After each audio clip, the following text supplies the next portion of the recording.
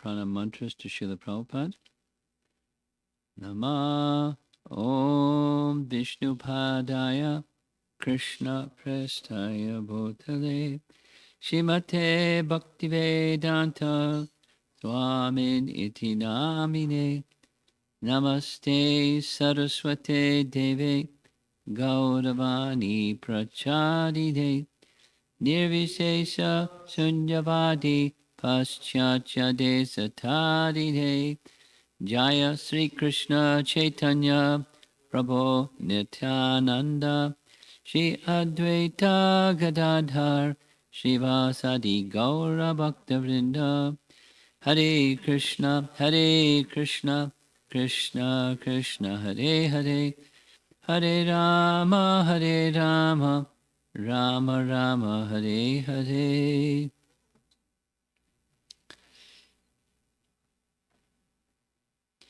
The topic I wanted to speak on is connected to the same topic I've been speaking about for week after week after week. Krishna's childhood pastimes, Krishna in Braja. There are three places when Krishna appears in this world. He has three central areas where he performs his childhood pastimes, his next layer of pastimes, and his Dwarka pastimes. So Braja, Mathura, and Dwarka. And each of those three places has a certain prominence of mood.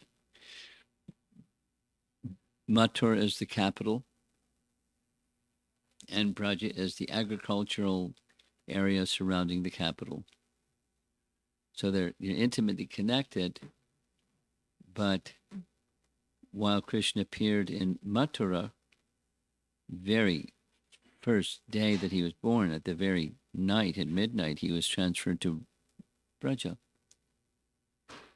And then from there, some years, and then to Mathura, where he freed his mother and father, and in turn, Ugrasena was again made the king.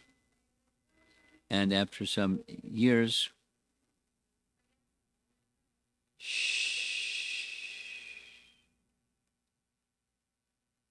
come and join us.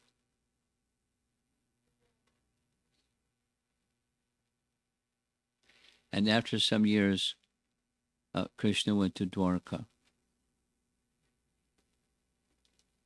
Now there's a wonderful description given by Rupa Goswami that's not in Srimad Bhagavatam, and that is, Krishna made promise that he would return to Braja. He promised the gopis. Yesterday evening, we heard that pastime chapter 65 of Canto 10, where Krishna was unable to return to Vrindavan, so he sent Balaram to Vrindavan with a message from Krishna to his associates, to the gopis, to the Gaur boys, to the parents, messages for everybody. That Balaram was the carrier of those messages. And the message was that he would come. But because he was not personally coming, he sent his dear brother, his elder brother, Balaram. Eventually, Krishna did return. There were promises made and promises kept. The promise that was kept, Rupa Goswami describes. Krishna was waiting for all the primary demons who he had appeared in this world to eliminate, and the last of them, Shishupal and Dantavakra. And when Dantavakra was killed, the place where he was killed was just outside Mathura. There's a gate. One of the entrances into Mathura bears his name. And Krishna killed him there, and Krishna went from Mathura to Vrindavan and gave his association as he had promised he would do. He did. So Krishna did eventually return to Vrindavan, but Vrindavan is a very special place. And for that reason, we've been discussing Krishna's pastimes in Vrindavan. There's different ages, even while in Vrindavan.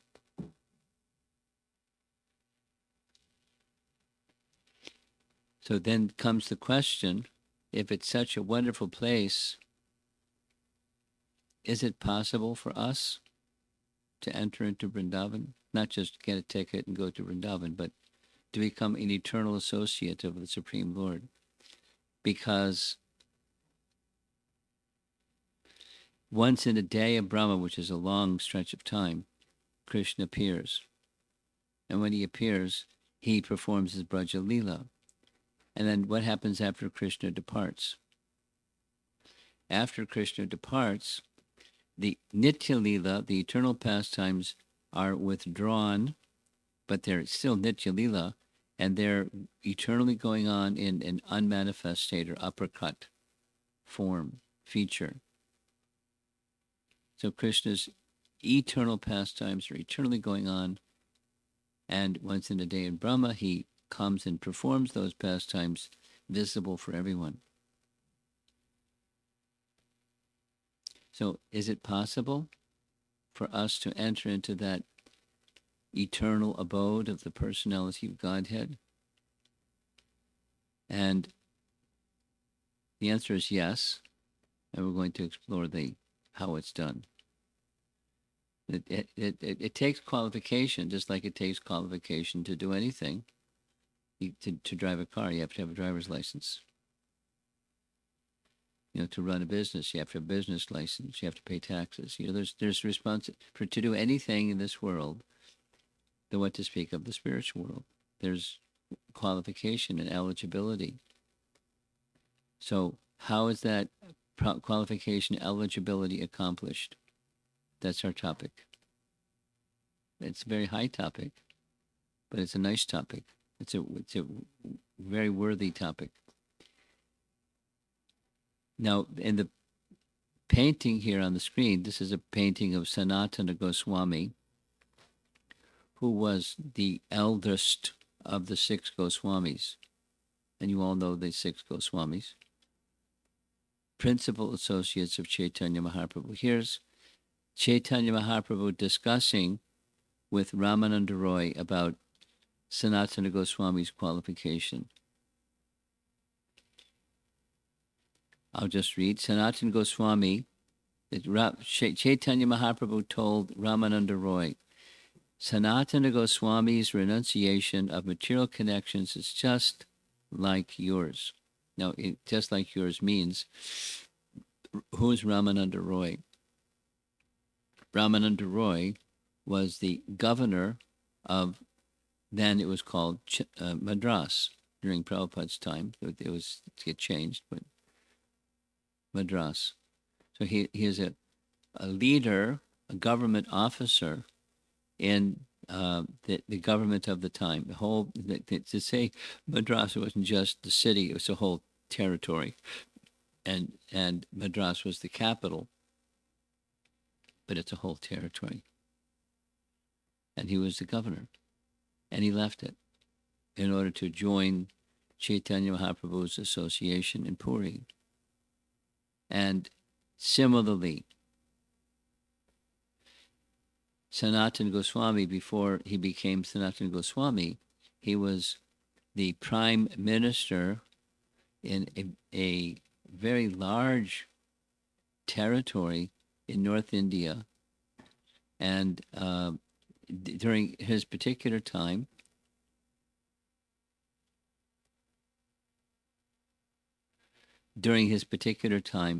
the Pathan government was the rulers. They were military in charge. And he was conscripted to be engaged in the government of Nawab Hussain Shah. So he's the prime minister. He and his 2 brothers were ruling or governing a very large tract of land, like, worthy of a whole state in today's India.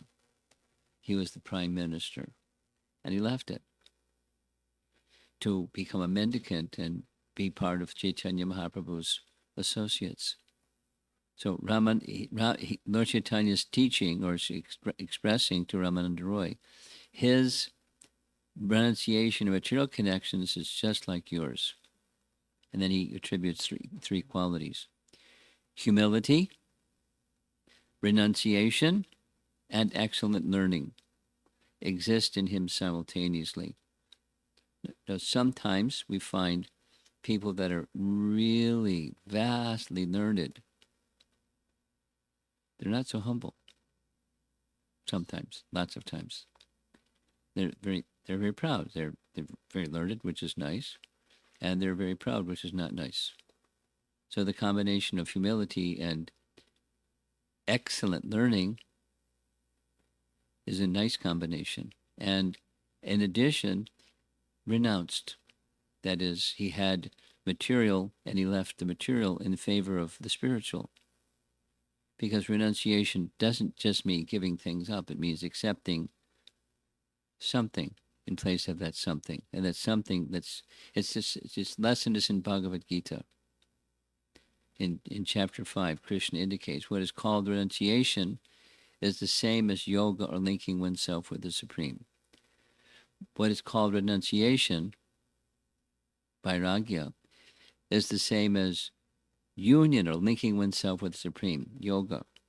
Because you can't be, without being connected to something, you can't give up something. Or you can let go of that something, but you'll take it back again because there's a tendency. So all three in one person: humility, renunciation, and excellent learning exist simultaneously in him. I empowered both of these brothers to go to Vrindavan to expand the literature of bhakti. That was their service on behalf of.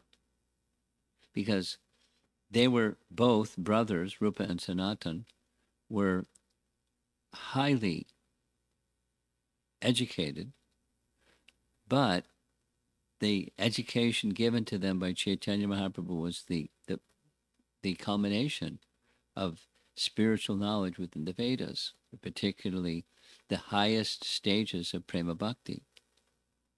And he taught them all thoroughly, and then empowered them to go to Vrindavan and write about such literature. So I'm spending some time on the characteristics of Sanatana Goswami, specifically to highlight one particular one, because it's going to come up about a qualification for entrance into Vrindavan. For those of you who came a bit late, that's our topic.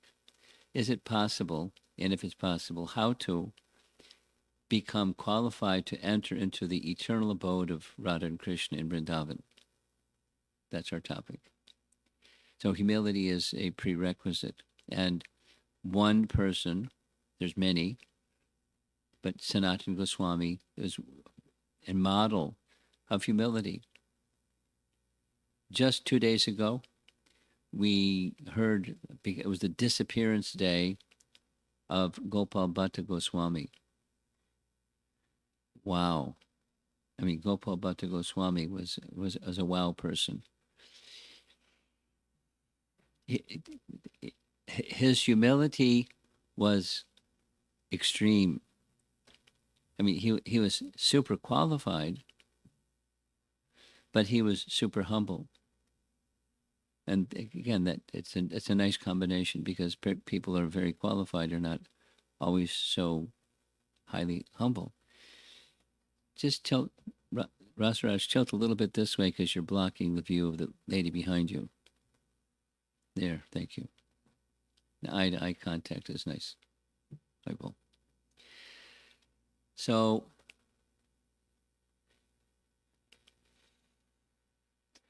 for example, here's four examples. Four examples. The author, many of you are somewhat familiar, at least, with Chaitanya Charitamrita. Prabhupada translated and made commentary for the entire Chaitanya Charitamrita. It's on your bookshelf like this. It's many volumes. And the author of Chaitanya Charitamrita was Krishnadas Kaviraj. Kavi means poet, and Raja, he was the king of poetics. He was so gifted with language and scholarship that he was asked almost 100 years of age to write this big epic literature. And he was also enormously humble, so humble he felt not qualified, but he was being requested and requested. So he then went to various Vaishnavas seeking their blessings to take up this big task. One of the persons who he paid a visit to and made this request of was Gopal Bhatta. And when he went to Gopal Bhatta gave his blessings on one condition: don't mention my name. He's one of the 6 Goswamis. How do you write Chaitanya Charitamrita without mentioning his name? So, but he did. Krishnadas Kaviraj followed that request. Number 2, when Gopal was a little boy, this is some biography of the life of Gopal Bhatta to illustrate his humility. When he was a little boy, his father was the chief priest of Sri Rangam. And you know, Sri Rangam is a big place with a lot of history and a lot of importance for the Sri Vaishnavas. And his father was the chief priest. And he was the only son, which meant he was to take on that position of being the chief priest when he grew up and became a young adult or a senior person. Chaitanya Mahaprabhu was traveling in South India at that time when he was 7 years old. He happened to come to Sri Rangam during the beginning part of the rainy season, so that his father invited Chaitanya Mahaprabhu, young sannyasi, 24 years of age at that time, to stay at his home, or right at his home, the chief priest. So he did. He accepted. And in the course of those 4 months, there was a lot of interaction between the young boy, Gopal, his son, and Chaitanya Mahaprabhu. So many, many, many things happened. I'll just say one of those many things that happened. Because he was a little boy, he had the opportunity to do some service for a sannyasi. So he would bring meals. His mother would cook and he would bring the meals. He would sometimes get to wash his laundry. And sometimes, because Chaitanya Mahaprabhu would dance and dance and dance, he would massage his legs. So one time, it's part of his biography, he was massaging Lord Chaitanya's legs, and Lord Chaitanya said, "You are an eternal associate of Srimati Radharani in the spiritual world." And Gopal said, "And you are Vrajendra Nandana Shyamasundar Krishna, who has accepted the role of a mendicant sannyasi." 7-year-old boy. That night, Gopal Bhatta had a dream. In the dream, Lord Chaitanya appeared, smiled, nodded his head, and then he assumed the form of Shyamasundar, Krishna. And then he moved from the Shyamasundar form back to Chaitanya Mahaprabhu, verifying that little verbal exchange between the two that day. And then Lord Chaitanya spoke to him and said like what the rest of his life was going to be like. He said, "The day will come," now he's just a 7-year-old boy, "the day will come where you will reside in Vrindavan and be engaged in the service of Rupa and Sanatana Goswami. They're eternal associates of Radharani also, and you can serve them. And the dream broke. So he knew knew who he was at a spiritual platform, and he knew who Lord Chaitanya was on the spiritual platform, and he had instruction for what the rest of his life would be. When Lord Chaitanya, when the rainy season was over, he wanted to travel with him. He's a young boy, wanted to travel with Lord Chaitanya. He was attached to him. And Lord Chaitanya said, no, you stay here in Sri Rangam and serve your mother and father for the rest of their life. And when they depart this world, then you may go to Vrindavan and be with Rupa and Sanatana Goswami. Just like that. So he did. From 7 years old until he was 30 years old. That's a good number of years. And he got his education and training as a young Brahmin boy would do. And in the course of all of his time there, he was taking very careful notes. Maybe you know some people that take careful notes. There was no computers. So everything was handwritten.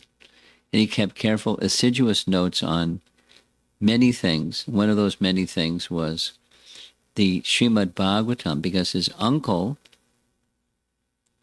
Prabodhananda Saraswati, was his father's brother. He gave him Diksha and gave him training in Srimad Bhagavatam, right there in Sri Rangam. So he became thoroughly conversant in Srimad Bhagavatam and wrote a explanation of Srimad Bhagavatam according to topic.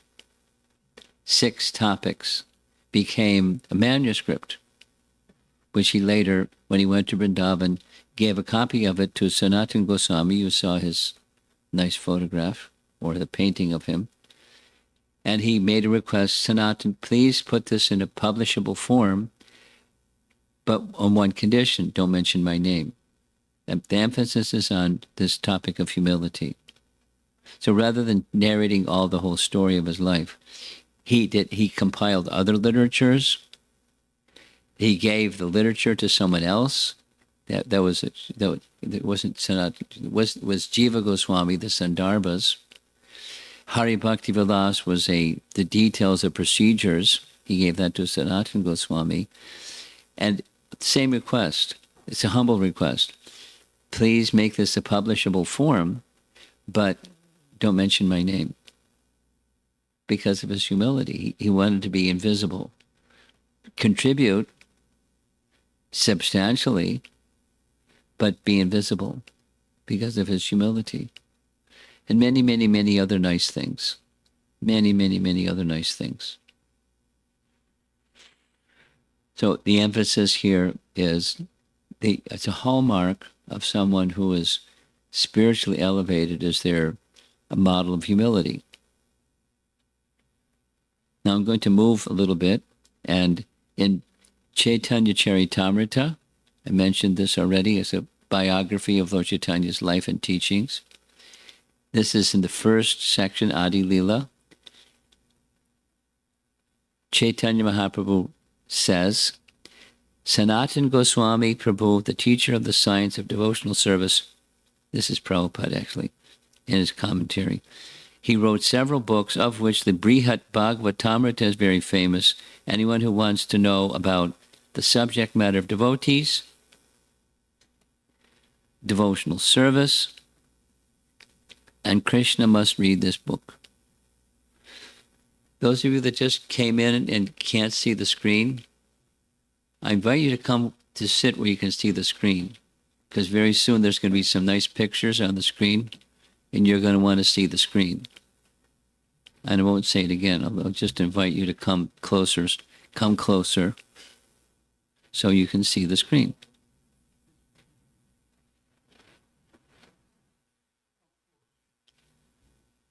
Okay. Fantastic. Thank you. So devotional service, devotees, and Krishna. That's the topic of Brihat Bhagavatamrita.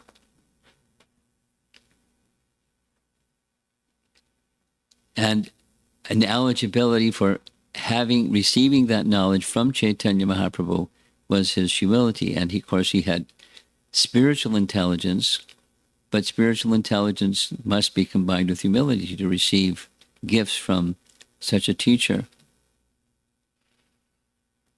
Now, in the image up here, this is Bhaktivinoda Thakur. He's the father of Prabhupada's spiritual master. Bhaktisiddhanta's father was Bhaktivinoda Thakur, and here he is making the following statement in one of his writings. The mana shiksha, I'll explain what mana shiksha, well, mana means mind, and shiksha means instruction. So there's a book written by another one of the 6 Goswamis, named Raghunath Das Goswami. The book he wrote was Mana Shiksha, and it's instructions to the mind, how to orient the mind so one becomes eligible to enter Vrindavan, eternal service of Radha and Krishna. That's our topic for this evening. So in the Mana Shiksha, a system has been laid down, systematic procedure for one to enter into and become absorbed in the pastimes of Sri Sri Radha and Krishna. One should follow it without guile.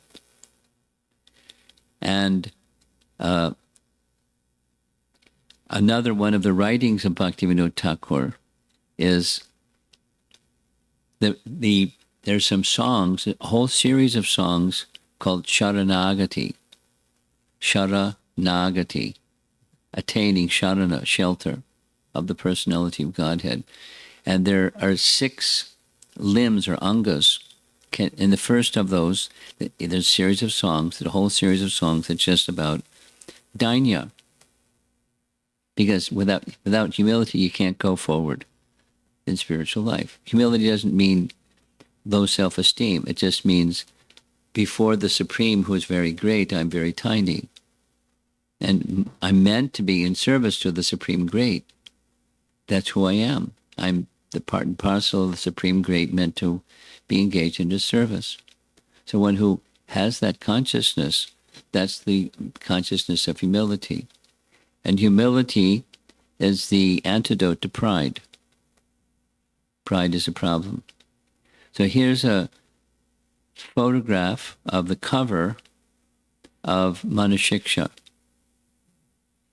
And again, for those of you who just came in, Mana Shiksha is explaining how to gain eternal residence in Braja, absorbed in the pastimes of Radha Krishna. That's nice.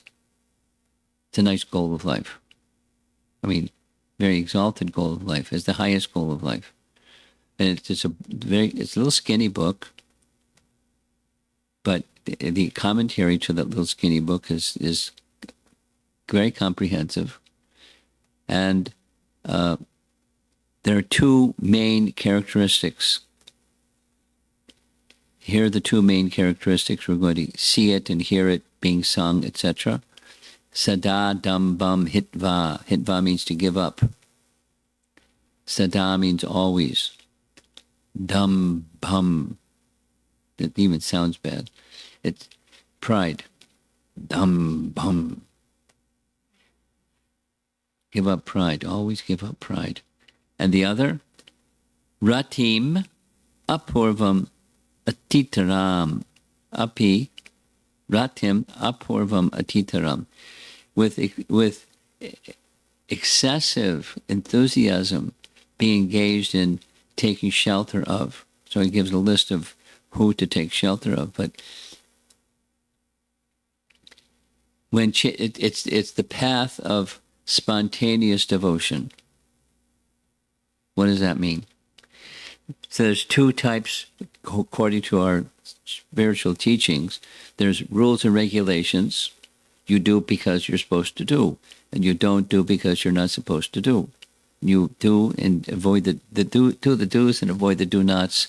That's regulative bhakti. You follow the vidhis, the rules of bhakti. A type of cultivation of bhakti is You do the do's and you avoid the don'ts. It's pretty simple.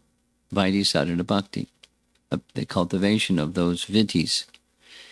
And there's a second, that is spontaneous, or the word is raga. Spontaneous, without having it's like a child riding a bicycle. Sometimes children they're given a bicycle and they have these little trainer wheels in the back. They don't fall over.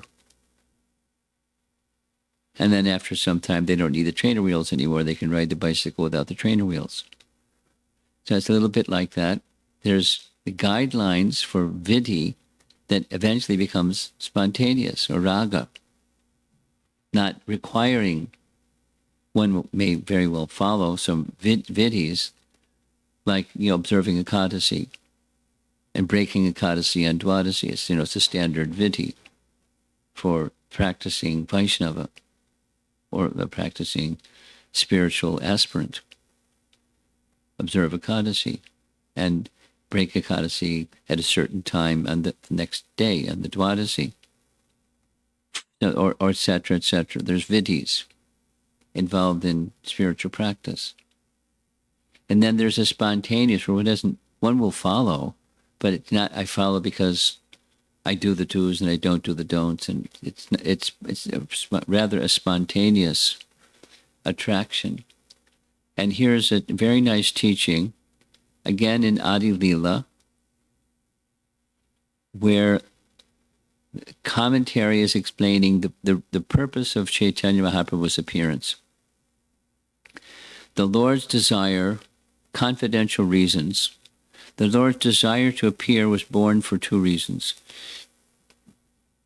The Lord wanted to taste the sweet essence of mellows of love of God, and that's an internal, and then there's an external. He wanted to propagate devotional service in the world on the platform of spontaneous attraction, or ragamarg. Thus he is known as supremely jubilant, or rasika shekhara. Shekhara is like the peak, the pinnacle of rasa. Rasika shekhara. And as the most merciful of all. So he was merciful because he distributed this very same exalted gift to anybody without consideration who's eligible, who's not eligible. Anyone's eligible. Just be a spirit soul. That's pretty much everybody. Bible. So that's what we're going to be next looking at, is this spontaneous devotional service, or raga marg.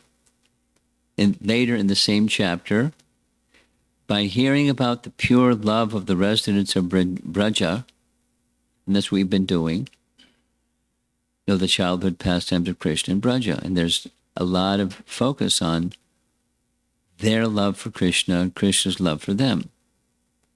Pastime after pastime. This is before he becomes a youth.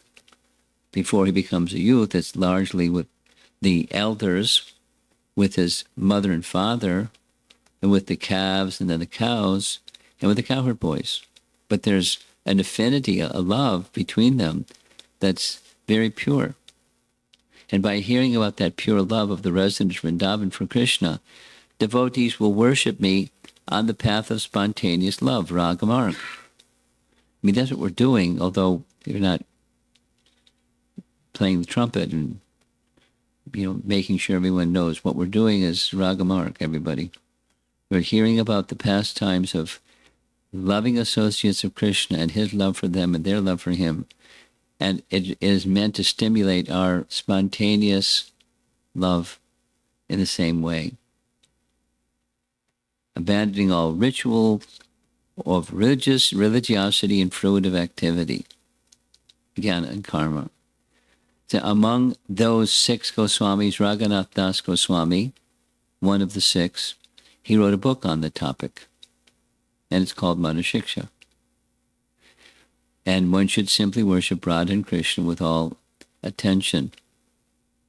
So that's a little background. Now we're going to go to the first verse number 1 and verse number 3. The first 3 verses, it describes how to prepare oneself, what's the inner qualification needed to gain entrance into the eternal association of Radha and Krishna in Vrindavan. That's pretty high, isn't it? So that's our topic. And here's those same phrases, color-coded here, you see in red, sada, dambam, hitva, giving up pride, and kuru, ratim, apurvam, atitaram.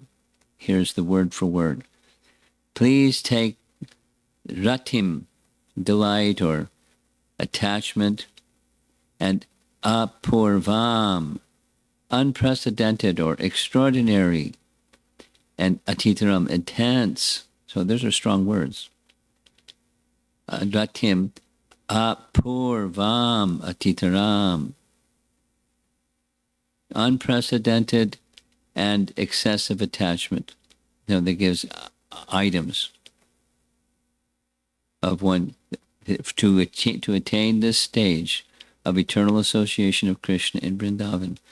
There's objects that by cultivation one may become attached to, just like we can become attached to something. Become attached to this house. You've been in this house for how many years now? A lot of years. So you become attached, may become attached to the house. It's a nice house. Become attached to it. Or something, or something, or something. It's easy to get attached to something. Then to get when that something is of Vrindavan and leads to Vrindavan, that's the path. So that's what's being discussed here. There's supposed to be some sound. There.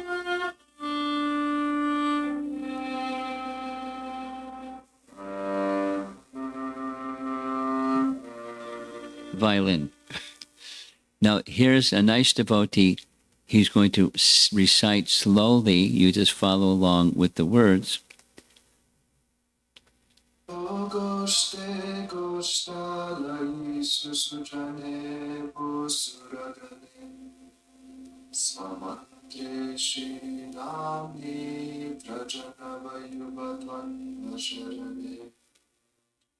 Sadadambam hitva kururatimapurvamatitara ayesvanta bratash chaturpiraviyajedritapada. So this is the first verse, and he, the author, Raghunath Das Goswami, is instructing, my dear mind. So here's his wife, this is Mukunda from Naperville, and his wife is going to recite nicely the translation, a little dramatic reading of the translation.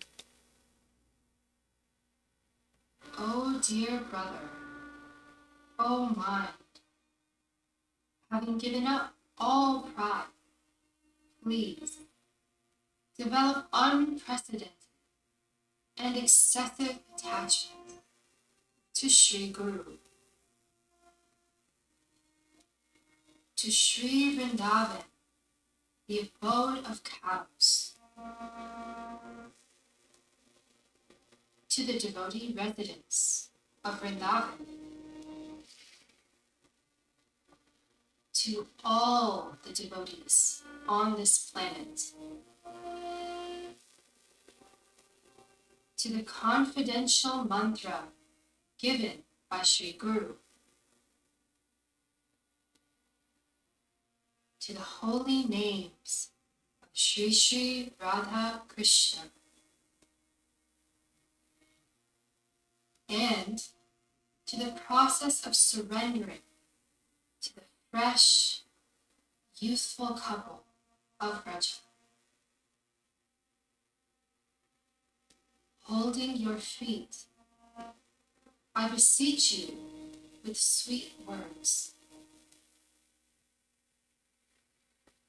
So this is the first of these introductory verses making internal qualification so that one becomes eligible to achieve this very elevated state, entering into the eternal pastimes of Radha and Krishna in Braja. So the mind has to go there before the rest of you goes there. Then how to is identified. It's through association with, remembering and hearing about. Here's a little summary of this first verse. The process of worship represented or presented in verse 1 is ratim apurvam atitaram, unprecedented great love, as they have for Krishna, so we become attached to them as they're attached to Krishna. And that attachment is unlike anything else. There's lengthy, directly in the pastimes of Krishna's childhood pastimes, directly within the Bhagavatam itself. Very nice description. Because of time, I'm not going to go through those verses from Canto 1, Chapter 10, Canto 1, Chapter 11, Chapter 12, Chapter 13, Krishna's childhood pastimes. So here's, following this intense and unprecedented love, that's what to do, and here's how that state can be achieved, because that's a very high attainment. How is that state going to be achieved? And in verse 3, because we're going to hear the same, who is eligible to achieve this perfectional stage? Is there, we're all seated together, is there something that we have to have we have to do our undergraduate study before we can do our graduate study? You know, what qualification do you need for this? So here's verse number 3. Similar. Yadi ched avasham prajabhuvi saragam pratijana yubadmantvam tajjat parijaritum aradhavidashe Svarupam Shirupam Sagalam Ihantasyam Vichadvapi Spunam Premna Nityam Smaranam Tadatam Shinunana. So this is Sanskrit composition in a prayer form. He's it's a Manashiksha, he's instructing the mind. And it continues, listen, O mind. Listen, O mind. If you desire in every birth to reside in the land of Vraja with loving attachment and to serve the youthful couple of Sri Sri Radha Krishna in close proximity, then clearly remember and offer obeisances to Sri Swarup, Sri Rupa, and his associates in Vrindavan, and to Sri Rupa's elder brother, Sri Sanatana.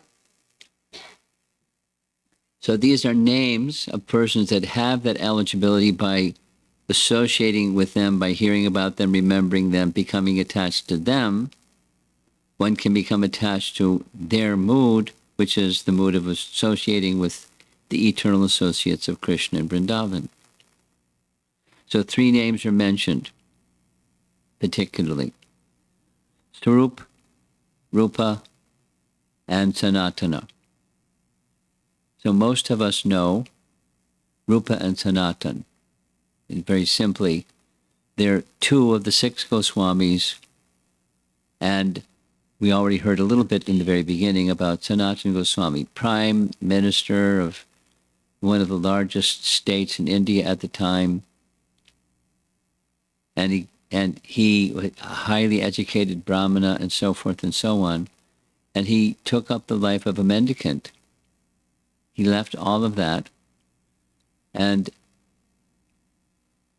became involved as a mendicant in doing what Lord Chaitanya wanted him to do. He became realized in transcendental teachings of devotion and Krishna, and he wrote books and lived in Vrindavan to do all of that. And he wrote volumes of books, and like one of them is mentioned already, for those of you that came a little later. Brihat Bhagavatamrita is one of his primary contributions or literatures. Very elevated. He not only wrote the book, but he wrote a commentary on the book. He went back again and explained everything. So, Rupa and Sanatan, and the other name that's mentioned is Sri Swarup. And who's Sri Swarup referred to? Sri Swarup is the person who Raghunath Das Goswami was put under the care of. So let's do this. Raghunath Das, he was also from one of the wealthiest families in India at the time. Take some name like Birla or Tata, or here in America, Rockefeller or Ford, or some mega wealthy family. And he was the only son. There were 3 brothers. He was the only son due to inherit all of that wealth, and he had no interest. He left it. And it ordeal just to be able to get Lord Chaitanya's association. When he went to Puri to be in Lord Chaitanya's association, Lord Chaitanya put him under the care of Swarup Damodar. That's the Sri Swarup. Because he was so elevated, Swarup Damodar, without all the details. So that's who he's referring to, Sri Swarup, his teacher. Mahaprabhu was his ultimate shelter and guru, but Swarup Damodar was the one that guided him every step in every aspect of his spiritual life. So he is deeply indebted to him, and one can hear about him and remember him and understand his teachings. Chaitanya Charitamrita is filled with pages and pages and pages of his teachings, his messages, his personality, etc. Now, in the verse, you may recall, maybe you don't recall, there's this word prati janur. Prati janur. Prati means step. So step, it's every life after life. The painting on the left, that's Rukmini. And Rukmini was the first queen that Krishna married in Dwarka. And she was so bold that her brother wanted her to marry someone else, and she didn't want to marry that someone else. She wanted to marry Krishna. So while arrangements were being made for her marriage to someone that she didn't want to marry, she wrote a little note to Krishna. And the note that she wrote to Krishna said, "If I cannot obtain your mercy, I shall simply give up my vital force. Then, after hundreds of lifetimes of endeavor, I may obtain your mercy." And she's so brilliant, she told him how she could kidnap him. It's a long story, but, and it worked. And he kidnapped her. It was one of those kind of marriages. And they married. There's wonderful details described in the 10th canto. But that's that kind of pratijanur, life after life. And so it's not, if we don't get results in bhakti, we may become impatient because we want results, like quickly. And results may or may not come quickly.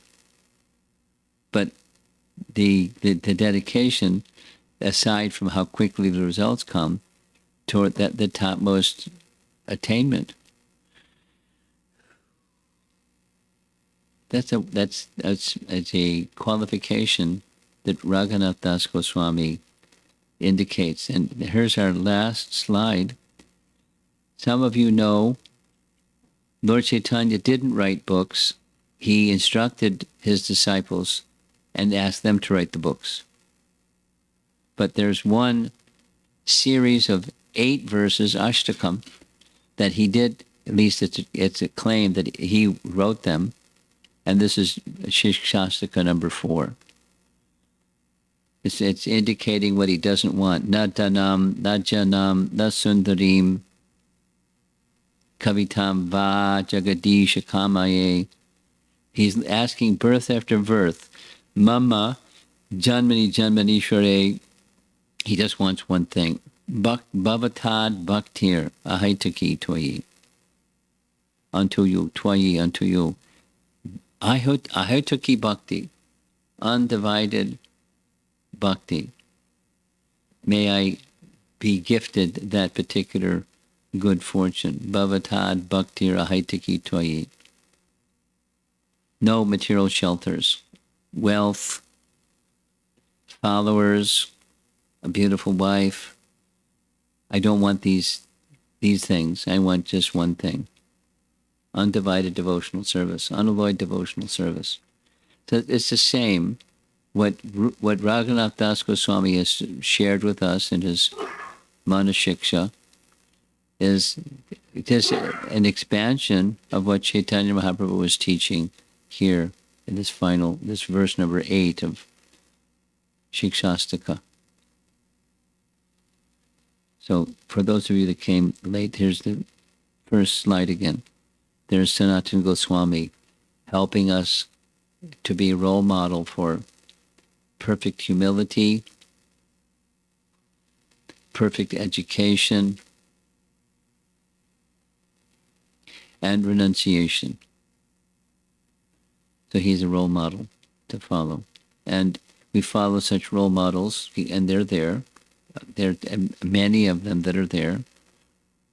This Manashiksha gives us 3, but there's others as well. And that's part of our eligibility, or qualifying ourselves for a very... Who knows what's next? Who can say after this lifetime? We all know death is certain. And what's next?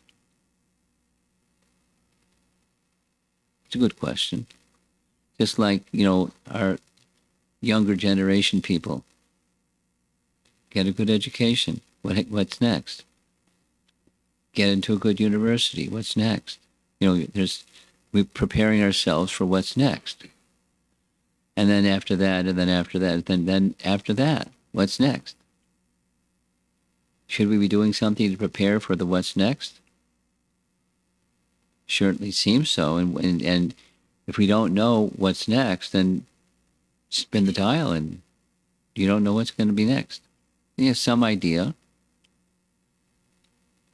According to the modes of nature, urdvam gachanti sattvasta, madhye tishtanti rajasa, aho gachanti tamasa.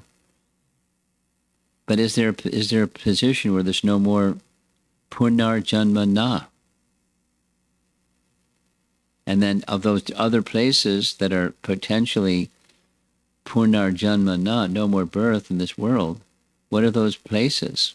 And what to do to prepare ourselves for those places? In this life, we can prepare ourselves for the next life. And so that's the topic, entrance into Vrindavan.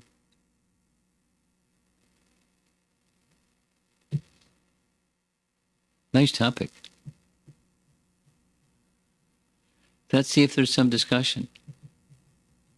Yeah. Nice to see you. Hare Krishna. Maharaj, regarding the topic about humility, and Srila Gopal Bhatta Goswami requested that his name not be mentioned. So from my vantage point, I feel like that is not something I want to do in, I mean, on any little activity or service, whatever, for a few reasons. Um, One reason is I'm not on that platform, I think. So if I were to artificially say that, hey, don't put my name, my mind will always go towards, hey, I said that. So Okay, well, you're not asked to imitate. correct. And the second reason also I was thinking for myself is that I feel when I don't put my name in some activity, I don't mind it being a small name, but when I don't put my name, it almost feels like it's sort of impersonal. No, So that's something that I'm not Gopal Bhatta is not impersonal. I'm not talking about Gopal Bhatta Goswami. I'm talking about myself, just to be clear. So when I don't put my name there, that feels impersonal to me. So I would not. No. It may be, but not necessarily. It doesn't imply. It doesn't. Therefore, it's impersonal. Mm-hmm. Sure. Yeah. So I think from basically what you're saying, so based on where I'm at, so that's how I should approach. No, you. Again, back to my first remark. We're not imitating. We're not encouraged to be imitators. Mm-hmm. So be yourself. You want your name, then put your name. But understand, when you're on the bhakti train, where's the train going? What's the destination? And the elevated persons who are at the stage of the destination, they have this quality. Mm-hmm. Right. And until then, to go back to speaking for myself, until then, I'm not on that platform, and therefore fill in the blank. Okay. But then when I'm doing the, how do I apply myself to a life of devotion to Krishna when I'm not there yet? You acknowledge where you are, and you act according to an honest statement of where you are, while at the same time moving towards where you want to get. That's being on the train, heading for the destination. Just like, I use this example a lot, but GPS, like to get here. Most of us came by car, and these days most of us came by GPS. You put in the destination, the calculation is done, it tells you how to get there. You're not there when you start off. You'll go left at this stoplight, and then it tells you how to get there. So step by step. So bhakti is like that. It's step by step. I'm here, and then next step, next step, next step. And so I have to honor I'm not there yet, but I know what the destination is. And then I know the character of those who are at that destination. I look up to them going, wow, that's ideal. I'm not there yet, but that's ideal. Yeah, I don't think I can comprehend even Gopal Bhatta Goswami's humility there. I cannot comprehend. Oh, then take any one of these other personalities. That to comprehend, you need a Hubble telescope to like, where's that? Then you look in the Hubble telescope, and you can start to see stars in the sky that you couldn't see without the Hubble telescope. Okay. They're there. And then by transcendental literature and these nice biographies, we're given a picture. I mean, for example, you missed the very first part, I think. Maybe you didn't. When he is 7 years old, he was told by Chaitanya Mahaprabhu his eternal identity, his spiritual identity in association with Srimati Radharani. Yes. Yes. I mean, that's where's the Hubble telescope that can see that one? That was disclosed to him, and he accepted it, and then he lived his life accordingly, even as a little boy and on into his mature stage of life. That's not us. Just to conclude on that part, I think another last reason is if I were to do a service and if I were to not put my name, then in a way I'm shirking my responsibility, I feel. So I would not want to do that. So those are my thoughts, Okay. at least. And there are others that don't want to put their name, and it's not because they're being impersonal. Okay.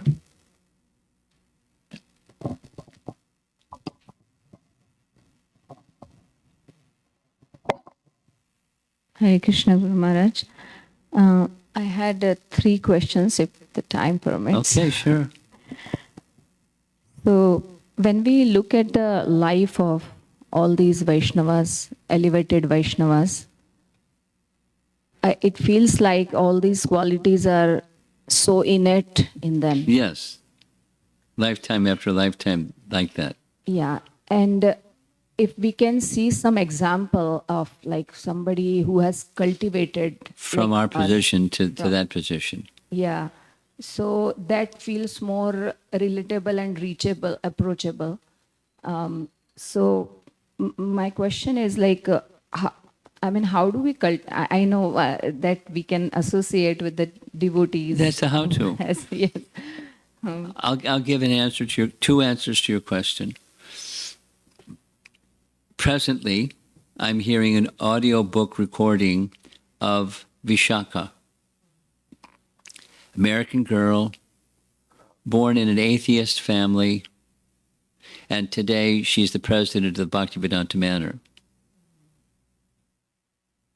And one of her best friends was Jamuna.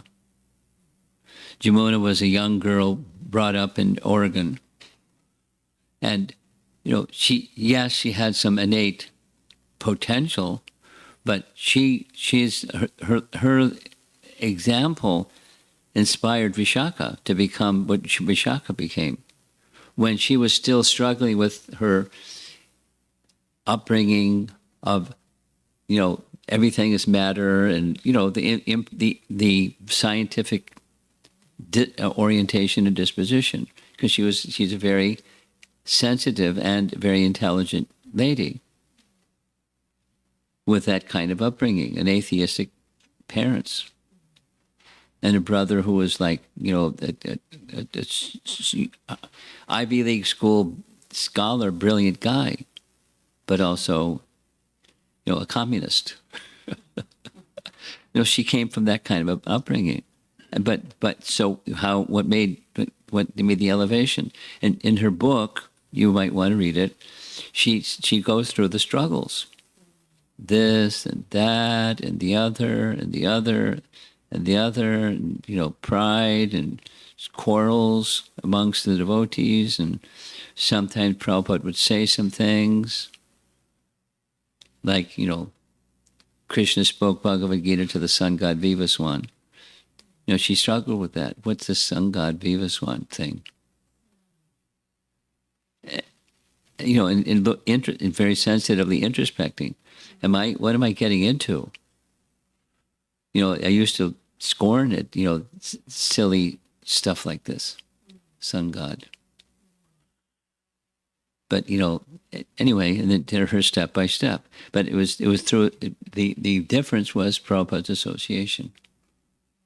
And the exemplary devotees like Jamuna. This is the Sadhusanga principle. And gradually, her husband became an initiated devotee. They weren't even married yet. They were together, living together. They're like, that's the background. And then he got initiated, and she got initiated, and then they got married.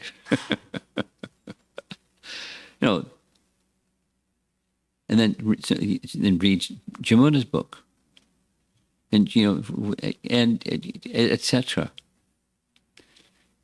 These personalities who probably picked up from remote places, in some cases a dustbin, and dusted them off. So, and then they became very elevated, recipients of great mercy. Examples and examples and examples. Next. Maharaj, may I know the title of the book that you are reading? 5 years, 11 months. That's the title of the book. Yes. 5 years, 11 months. Yeah, I have heard that. Yeah. And my second question was that when you mentioned that the spontaneous devotional service, so these great Vaishnavas are on such an elevated level. Yes.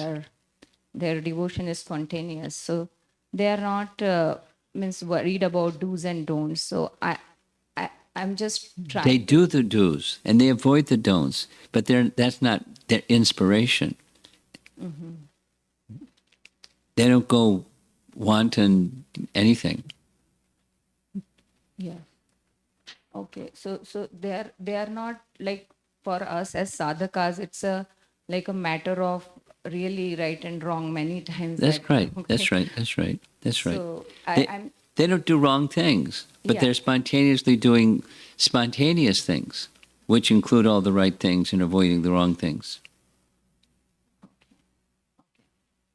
all in service to Krishna. Yeah. Yeah.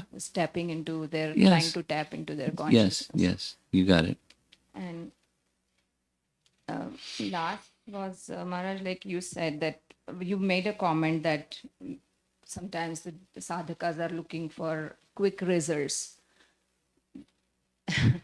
and I'm just trying to think it in this way that isn't this process itself is kind of a result, because this is the best thing that we are doing.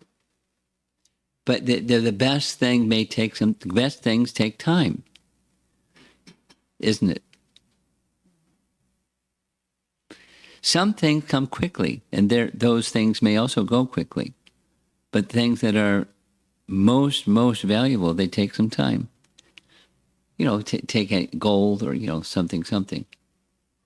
So there's gold, and there's unrefined gold, and to make gold, pure gold, it takes some time, and there's a process. This is the devotional service that we are trying to follow, like hearing, chanting. So Is it not there to are quick results, but the ultimate goal is not quick. Prema is not quick. Snap your fingers and there you are. We are not on prema stage. Most of us aren't. Thank We're on you. the path, Yes, we are on the path. and that's sadhana. Thank you.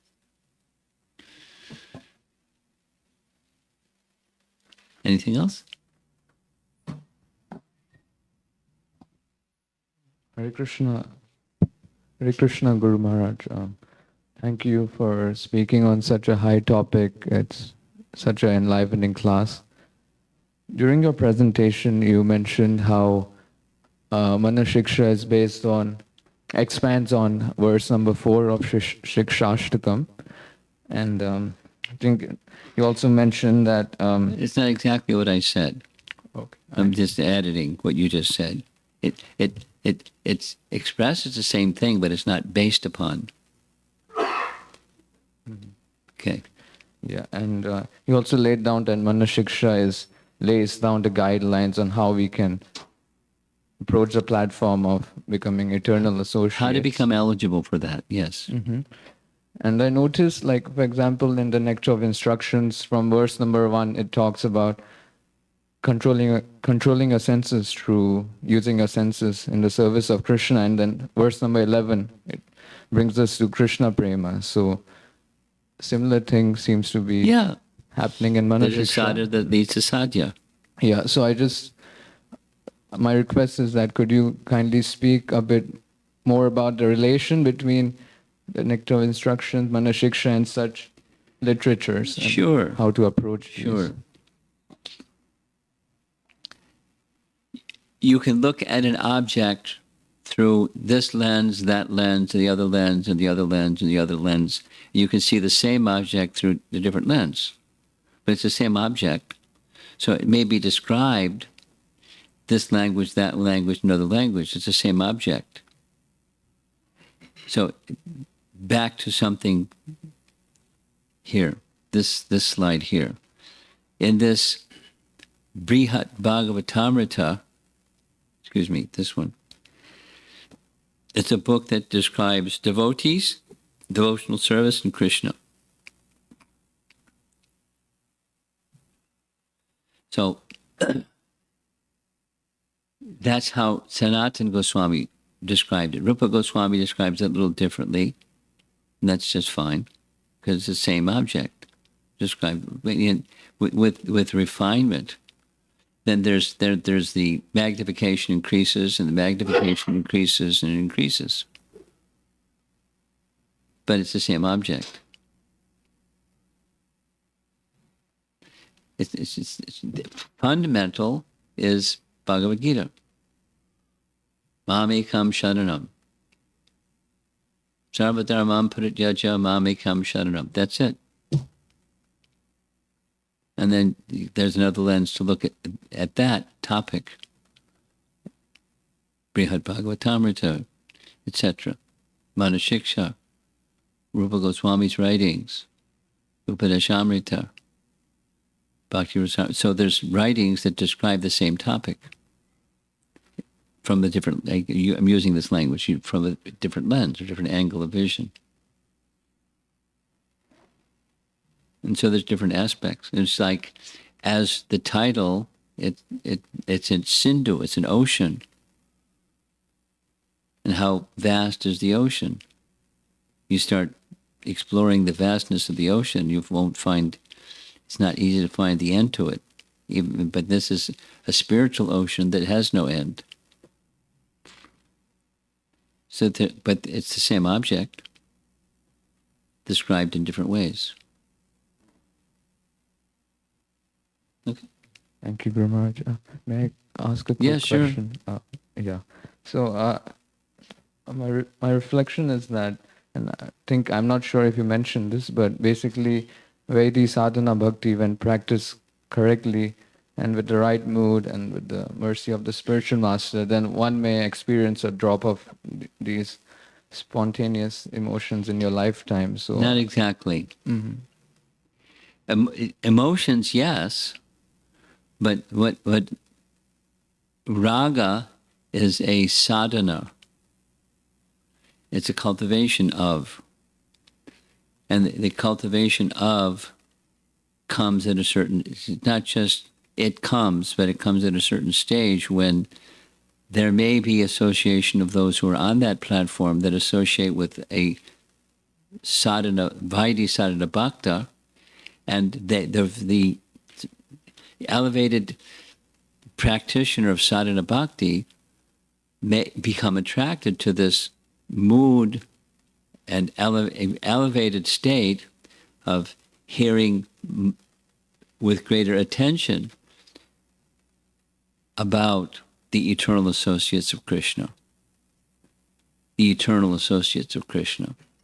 And become fascinated with those who are eternal associates of Krishna. And that's where it begins. The vidhis continue, but emerging from the vidhis is this fascination for the eternal associates of Krishna. And then it moved from Vaidhi sadhana bhakti to raga nuga sadhana bhakti. It's the association of those that have that mood and appreciating that mood in them, and then imbibing that mood in yourself, along with the following of the vidhis. You don't drop the vidhis. Okay? Thank you.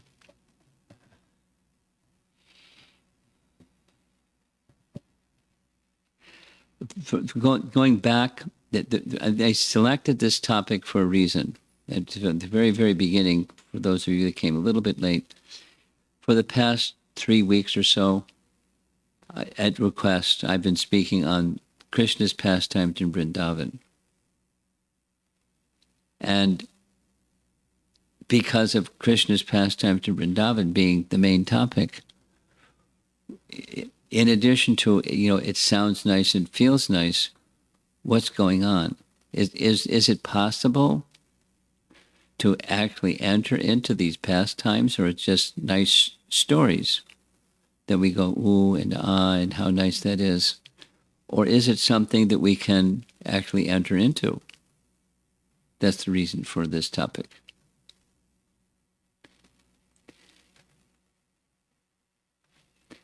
And next time around, when I go back to Naperville, we're going to continue with Krishna's pastimes in Vrindavan.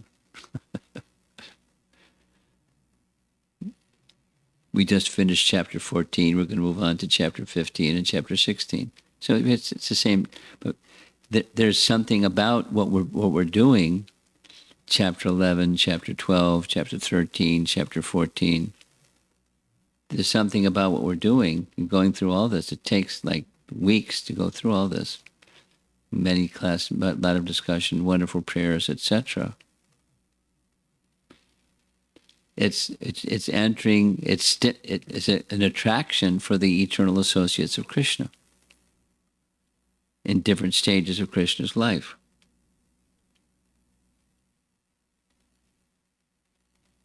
The Vatsalya Bhav of the mothers and the fathers, the elders, and the Vatsalya Bhav of his mother and father, and then toddling as a little toddler, and so forth and so on. Learning to walk, that there's a whole description. Then the Damodar Leela, so it's loving pastimes. Krishna stimulating the loving dealings of his eternal associates, and it's very attractive, especially when you understand what he's doing, along with pulling over twin Arjuna trees and liberating Nala Kuvera and Manigriva, the sons of Kuvera. Anyway, there's multiple things going on at the same time, and a theme. So I just thought it'd be nice to discuss. That's why. It's the foundation for Raga Sadhana Bhakti, the purpose for which Lord Chaitanya came. But we don't abandon the vidhis. We follow. We must follow. Okay. I think that's it. Thank you all for coming. Srila Prabhupada ki jai.